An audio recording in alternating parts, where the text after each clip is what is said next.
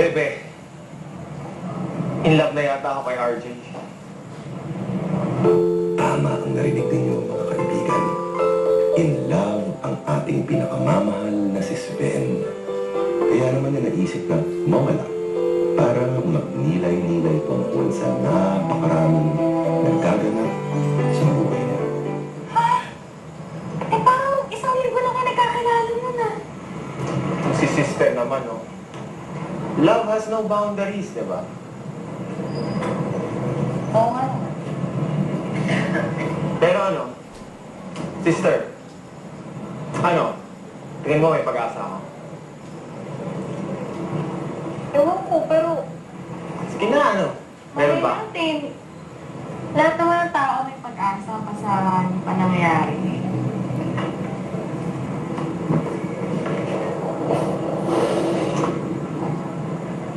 Tama.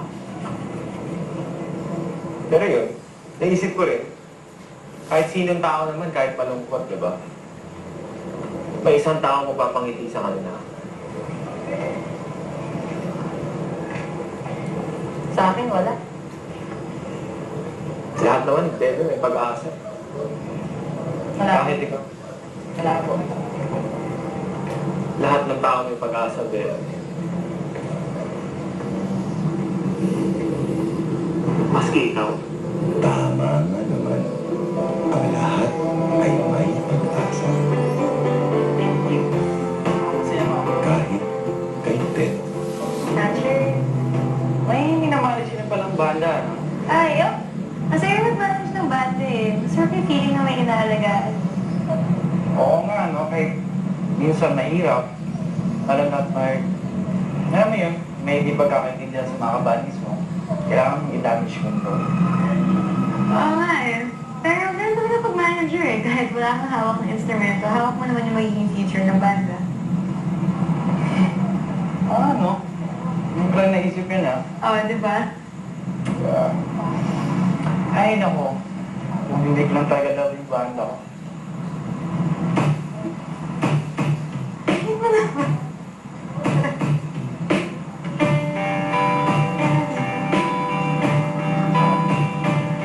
Chocolate versus.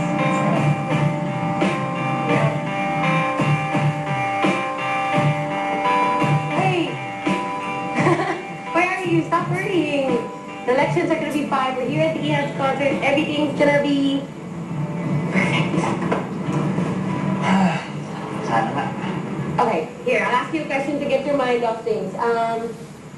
Sa tingin mo, ano yung first song nila? Parang mahirap na tanong yan, ah. Pero sana tugtugin nila ang 214. Di ba? Babyface. River Maya yun eh. Well, imagine mo na lang. Kung Eraserheads tutugtugin ng isang River Maya song. Di ba, Stig? Kalma! Kaloy! Bakit? Sabi ko na nga, nakita kita dito eh. Oo naman. Sige, singat ka na dito bago may makapansin. Sige to. Ha? Pero, kasya ka naman eh. Hindi, sorry ko na lang po. Parado ka, eh, ang haba ng pila kaya. Okay lang. Ito na lang. Sa tingin mo, ano yung final song nila? Malapit na sanang sabihin ang huling El Limbo.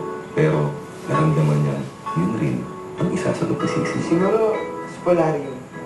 Talaga? Ako sa tingin ko, huling ang bimbo. Diba? At tama nga ang pinaka niya. Ay, paano? Mauna na ako kasi punta ko yung mga kabandaw eh. Paano yung tickets nyo? Sorry guys, wala na tayong tickets. Sold out na lahat. Sana.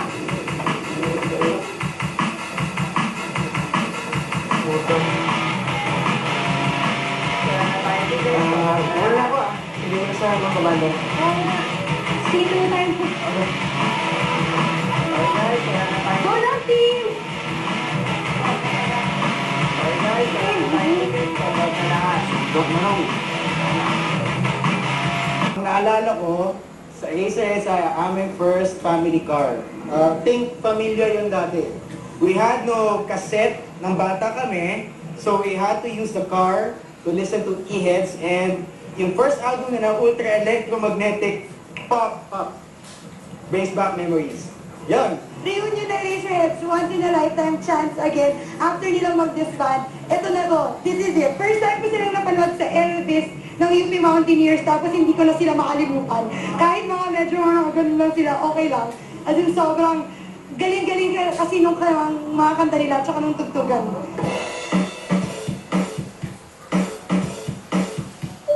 Mag-aalas 7 na, pero wala pa rin ang tickets ng lahat. Kaya naman halos mapikon-pikon itong si Nix sa kahihintay kung ano ang mangyayari sa kanila. Oh, tagayin naman na wala. Ano na, saan ang text natin? Eh, okay. Ted, nabili ko yung contact niya. Kaloy! Masterful man!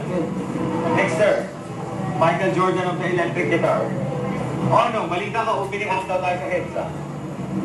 Hindi, joke lang. Hindi, ganito sabihin ako sa iyo. Uwi lang ako dun sa kabilang linya. Tapos, wala na daw ticket. Ano? Relax. Teka, nasan ba kasi si Ted? Sabi ko na walang mabibigay sa atin si Ted. Eto na, hanapin ko lang si Ted, tapos dito lang kayo Minsan mo, magaligaw-ligaw Kaya nga Lisa. Sumama na kita mag-alap. Sigurado ka? At habang ang isa ay halos mapikon sa kaantay, ang isa na may walang karikla-reklamo sa pag-aabang niya para sa mga tickets. Alam mo bang muntik na hindi matuloy itong concert na to? Talaga? Oo, no, sobrang dami kasi naging problema sa pag-arrange ng schedule, ng venue, at kung ano-ano pa. Grabe, sobrang hirap siguro i-organize ang event na to. Oo nga. Anyway, kailangan mo ba yung organizer ng event? Yes. Bakit? Wala lang. Gusto ko namang pasalamat sa kanya. Oo, no, biro mo, nagawa ng event yung E-heads kahit isang gabi lang. Tsaka kung hindi dahil sa kanya, hindi ko makikilala siya yung nagkakasya niya magbibigay ng ticket sa akin. Oo nga, Tsaka hindi no? kita makikilala.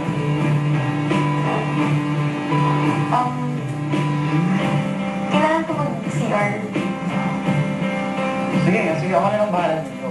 If ever dumating yung tickets mo, hindi nga sa'yo. Okay, sige. Sa pag-alis niya, hindi matigil-tigil si Ted sa kaiisip. Na-turn off kaya siya. Masyado bang bati yung sinabi niya? Babalik pa kaya siya? Ted! Oh, Sissy! Oo nga pala, nakita ko si Sven at si Kaloy kanina. Nakita na ba kayo? Oo. Ted, nakita ko ba si Sunny? Hindi, bakit mo kasi hinayaan mo wala? Tickets ba kayo?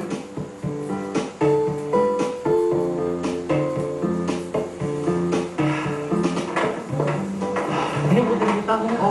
Sa'yo na pangalan si Ben Hunter. Oo na, anak. Hindi na balis. Yeah. Baka mo nga to. Makakainin niya. To my dearest Danny, please take this as a token of our friendship. Mas magagamit ito ni Cici. I'm going away for a while, so please don't look for me. Your brother, Salamat, Alvarez. Albert. Salamat, pare. Salamat! Ted! Ted! Asan ba kasi yun? Ted! Oh, dito ko lang, banda iniwan yun. Dito muna tayo, baka bumalik